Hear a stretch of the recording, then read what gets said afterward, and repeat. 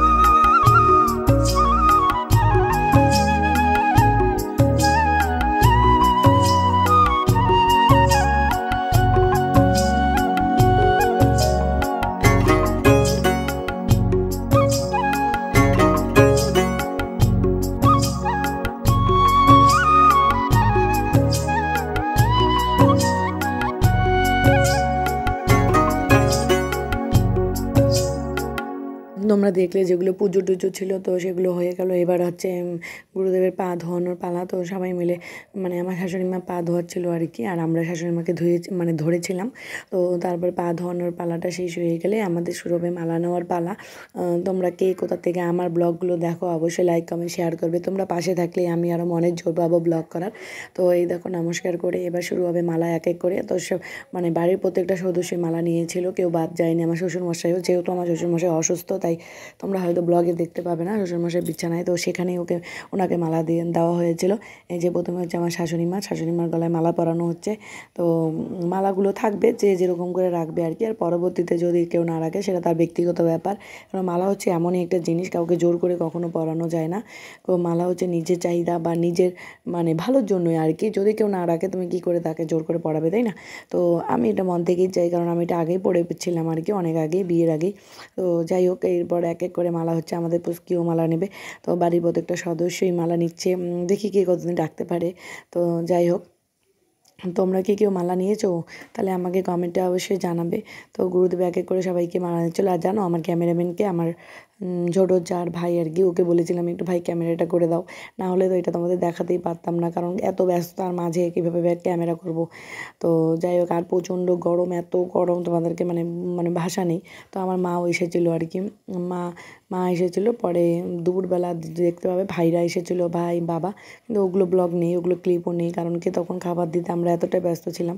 তো এই দেখো, আমি আর তোমাদের দাদাভাই বসে পড়েছি এবার মালা নেওয়ার জন্য। আর আমার কেন জানি আমার বুকটা ধুকধুক করছিলো, মানে কেমন জানি মনে হচ্ছিলো আমার এক্সাম, এরকম লাগছিলো আর কি।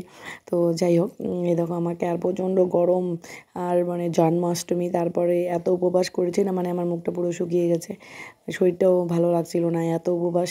তো যাই হোক, এই যে কানে যে মন্ত্রটা দেয় ওটাই দিচ্ছিলো, তো তোমরা দেখতে থাকো।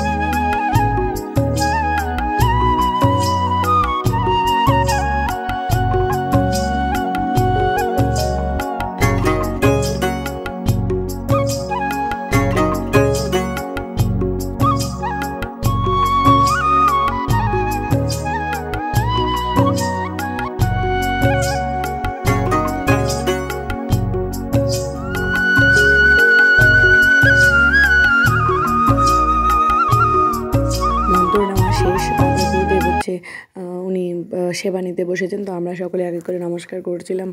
আর ওনার একটা নিয়ম ছিল যা খাবে একবারই নেবে আর কি। তো রান্নাগুলো প্রচণ্ড টেস্টি হয়েছিল, দারুণ দারুণ টেস্টি একদম। ব্লগটা কেমন লেগেছে অবশ্যই লাইক কমেন্ট শেয়ার করবে। Bye bye.